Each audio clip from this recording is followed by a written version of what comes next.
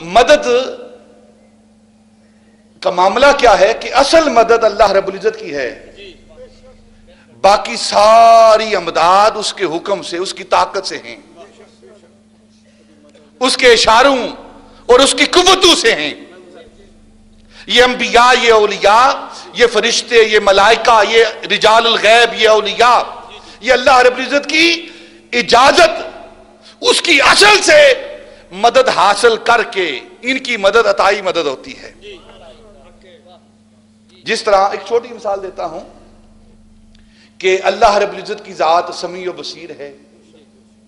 سمیع و سمیع کا مطلب کیا ہے؟ سننے والا۔ بصیر کا مطلب کیا ہے؟ دیکھنے والا۔ اللہ کی ذات ہے انہو هو السمیع البصیر۔ قرآن کہہ رہا ہے کہ اللہ کی ذات وہ ہے جو سمیع اور بصیر ہے۔ آپ بھی سمیع اور بصیر ہیں کہ نہیں؟ کہ نہیں ہیں؟ بولیں جو ہیں، جو سمیع اور بصیر ہیں وہ بولیں نا۔ سبحان اللہ، سبحان اللہ۔ آپ بھی سمیع اور بصیر، وہ بھی سمیع اور بصیر، یہ شرک ہو گیا؟ نہیں۔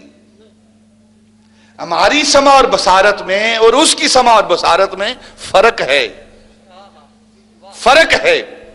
اس کی سمع اور بصارت، اس کی سماعت، اس کی بصارت اس کی ذاتی ہے، اور ہماری سماعت اور بصارت اس کی عطا کرتا ہے۔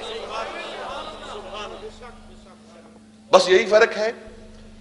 مدد اس کی ہے۔ بدر کے میدان میں مدد کرنے والا وہی ہے، لیکن کس کے ذریعے ہوئی؟ ملائکہ کے ذریعے۔ قرآن کو پڑھیں،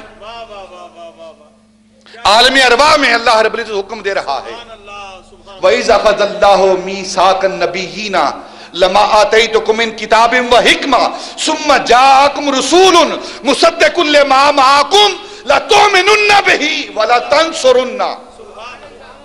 پڑھیں قرآن کو۔ اگر غیر اللہ کی مدد منع ہوتی، صرف مدد اللہ کی ہوتی، تو اللہ قرآن کے اندر حکم نہ دیتا انبیاء کو۔ پھر ایک نبی کی بات نہیں، سارے نبیوں کو حکم دیا جا رہا ہے۔ پڑھیں قرآن کو۔ اللہ فرماتا ہے عالم ارواح میں سب انبیاء اور رسول کو اکٹھا کر کے فرماتا ہے، اے میرے رسولو، میرے نبیوں، سنو، میں تمہیں ایک بات کہنے لگا ہوں کہ میرا ایک رسول، ثم جاءکم رسول، میرا ایک خاص رسول آئے گا، عزت والا رسول آئے گا، عظمت والا رسول آئے گا۔ جب وہ رسول آ جائے تو تم نے کیا کرنا ہے؟ لَتُؤْمِنُنَّ بِهِ، تم نے اس پر ایمان لانا ہے۔ قرآن کہہ رہا ہے کیا کرنا ہے؟ ایمان لانا ہے۔ ایک کام یہ کرنا ہے، اور دوسرا کام کیا کرنا ہے؟ لَتُؤْمِنُنَّ بِهِ وَلَتَنصُرُنَّهُ، اور دوسرا کام کیا کرنا ہے؟ اس کی مدد کرنی ہے۔ یہ نبی، یہ رسول اللہ ہیں؟ نہیں، اللہ کے نبی ہیں، رسول اللہ نہیں ہے یہ۔ اور اللہ انہیں حکم دے رہا ہے کہ تم نے میرے رسول کی مدد کرنی ہے، یا اللہ خود کرنا، لیکن وہ حکم دے رہا ہے انبیاء کو۔ اگر شرک ہو غیر اللہ کی مدد تو اللہ یہ شرک کی تعلیم نہ دیتا، اور نبی جو شرک کو مٹانے کے لیے آتے ہیں وہ بول پڑتے یہ تو شرک ہے، ہم نہیں کرتے یہ۔ لیکن اللہ حکم دے رہا ہے انبیاء کو کہ تم نے میرے محبوب کی، میرے رسول کی مدد کرنی ہے، اور پھر جو مدد نہیں کرے گا، جو ایمان نہیں لائے گا، میں اسے انبیاء کے زمرے سے ہی نکال دوں گا۔ اب یہاں ایک عقیدے کی اور بات کرتا ہوں۔ کہتے ہیں قبروں والے یہ جو مردہ ہیں مدد نہیں کرتے۔ زندوں سے جب بات نہیں بنتی نا تو پھر آگے مردوں کی طرف چلے پڑتے ہیں نا کہ یہ مردہ مدد نہیں کرتے۔ اللہ کو علم نہیں تھا کہ جس رسول کی بات کر رہا ہے، جس کی آمد کی بات کر رہا ہے، وہ آدم کے بعد آئے گا، وہ نوح کے بعد آئے گا، وہ ابراہیم خلیل کے بعد آئے گا، وہ اسماعیل ذبیح اللہ کے بعد آئے گا، وہ یوسف، یعقوب، یحییٰ ان کے بعد آئے گا، وہ موسیٰ اور عیسیٰ کے بعد آئے گا۔ اس کو علم تھا کہ یہ سارے نبی اپنی اپنی نبوت کا ڈنکا بجا کر چلے جائیں گے، اور اس کے بعد آخر میں میرا رسول آئے گا۔ پھر اس کے لیے مدد کہنے کا کیا مطلب؟ اللہ یہ عقیدہ دینا چاہتا ہے کہ بے شک میرے نبی قبر کے اندر بھی چلے جائیں، قبر کے اندر جا کر بھی وہ مدد کرتے ہیں۔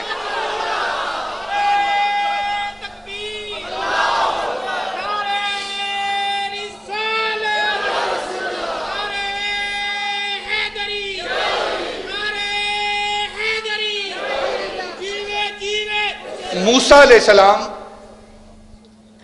نے مدد کی ہے کہ نہیں کی؟ نبی پاک صلی اللہ علیہ وسلم معراج پر تشریف لے گئے نا، واپس آئے تو پوچھا تشریف لے آئے ہیں، کیا لائے ہیں وہاں سے؟ نبی پاک فرمانے لگے 50 نمازیں لے کر آیا ہوں۔ موسیٰ علیہ السلام کو وصال کیے ہوئے کتنا عرصہ ہو گیا تھا؟ اس واقعہ پر علماء، محدثین، مفسرین، مورخین نے لکھا ہے کہ 3000 سال گزر چکے تھے۔ 3000 سال پہلے موسیٰ علیہ السلام، دوسری روایت کے مطابق 2500 سال، سال 2 سال 10 سال 20 سال کی بات نہیں، ہزاروں سالوں کی بات ہے۔ موسیٰ علیہ السلام وصال کر چکے ہیں، فوت ہو چکے ہیں، بقول خیش مردہ ہیں، اور موسیٰ علیہ السلام نبی پاک صلی اللہ علیہ وسلم سے عرض کر رہے ہیں کیا لے کر آئے ہیں؟ کہتے ہیں نماز لے کر آیا ہوں۔ کتنی؟ 50۔ موسیٰ علیہ السلام نے ہماری مدد کی، کی ہے کہ نہیں کی؟ ورنہ 50 ہی پڑھنی پڑے گی۔ موسیٰ علیہ السلام نے کہا آپ واپس تشریف لے جائیں، میں آپ کی امت کو بھی جانتا ہوں۔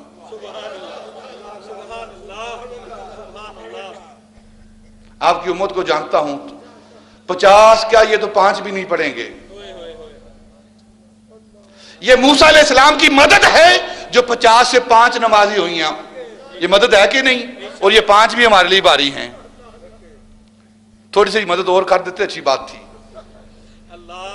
موسیٰ علیہ السلام تھوڑی مدد اور کر دیتے کہ یا رسول اللہ ایک بار اور پھیرا لگاؤ تاکہ کام ہی ختم ہو جائے۔ یہ 50 سے 5 یہ موسیٰ علیہ السلام کی مدد ہے، اور موسیٰ اللہ نہیں ہیں، نبی اللہ ہیں، کلیم اللہ ہیں۔ اور پھر ایک اور بات کرتا ہوں، ایک حدیث پاک بخاری کی پیش کرتا ہوں، بات ختم کرتا ہوں یہاں۔ نبی پاک صلی اللہ علیہ وسلم آپ اپنے صحابہ کے ساتھ تشریف لے جا رہے ہیں، مدینہ المنورہ سے باہر نکلے، بخاری کے حدیث پاک ہے یہ، باہر نکلے تو آپ سواری پر سوار تھے، صحابہ ساتھ تھے، تو آپ کی سواری بد کی، اچھلی کودی، ایک مقام سے گزرتے ہوئے نبی پاک صلی اللہ علیہ وسلم اپنی سواری سے نیچے اتر آئے۔ جب نیچے اترے تو آپ نے صحابہ سے فرمایا میرے صحابہ کسی ہرے درخت کی 2 ٹہنیاں لے کر آؤ، کسی ہرے درخت کی 2 ٹہنیاں لے کر آؤ، بخاری شریف کی حدیث پاک ہے۔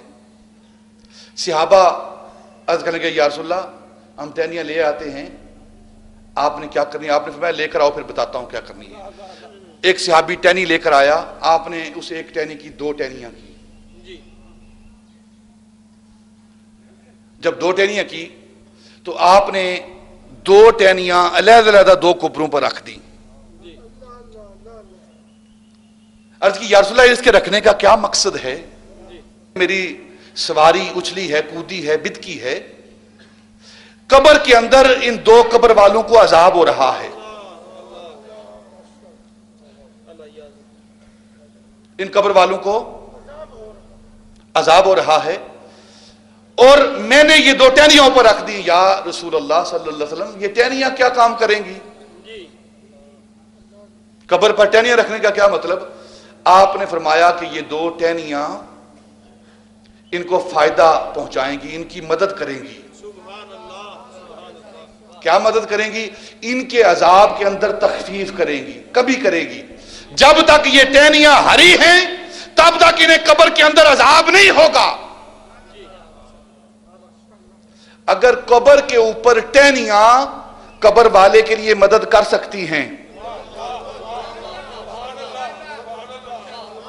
ٹہنیاں درخت کی ٹہنیاں کٹی ہوئی شاخ بریدہ، اگر وہ قبر کے باہر قبر کے اندر مدد کر سکتی ہیں تو اولیاء اللہ قبر کے اندر بائل والوں کی مدد کر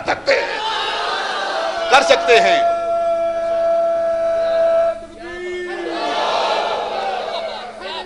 اگر ٹہنی یہ قبر والوں کی مدد کر سکتی ہے تو قبر والے جو اللہ کے ولی ہیں، جو اللہ کے نبی ہیں، وہ باہر والوں کی مدد کیوں نہیں کر سکتے؟ اور پھر ایک اور یہاں عقیدے کی بات کرتا ہوں کہ وہ نبی جو زمین کے اوپر رہ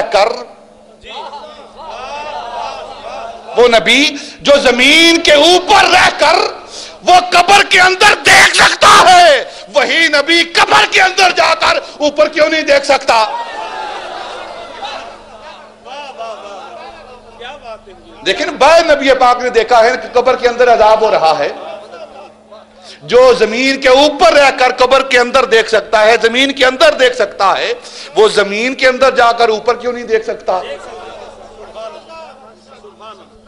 تو یہ کہنا کہ غیر اللہ سے مدد طلب کرنا یہ شرک ہے، یہ کہنے والا خود مشرک ہے،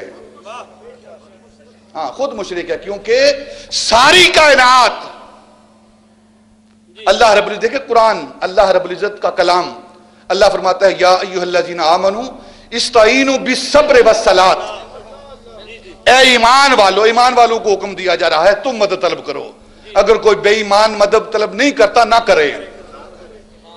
قرآن کہہ رہا ہے یا ایھا الذین آمنوا، اے ایمان والو تم مدد طلب کرو، کس سے؟ بالصبر والصلاۃ، قرآن کہہ رہا ہے صبر اللہ ہے، صلاۃ اللہ ہے، نہیں، نہ صبر اللہ ہے، نہ صلاۃ اللہ ہے، نہ نماز اللہ ہے، نماز اللہ کے لیے ہے، وہ صبر کرنے والوں کے ساتھ ہے، لیکن حکم کیا دیا جا رہا ہے کہ اے ایمان والو تم غیر اللہ سے مدد طلب کرو، اگر کوئی بے ایمان نہیں کرتا نہ کرے، ایمان والوں کو حکم ہے۔ قرآن پڑھے نا، یہ قرآن کہہ رہا ہے استعینوا بالصبر والصلاۃ، نماز سے مدد طلب کرو اور صبر سے مدد طلب کرو۔ اللہ رب العزت صحیح معنوں میں مسلمان بنائے، وما علینا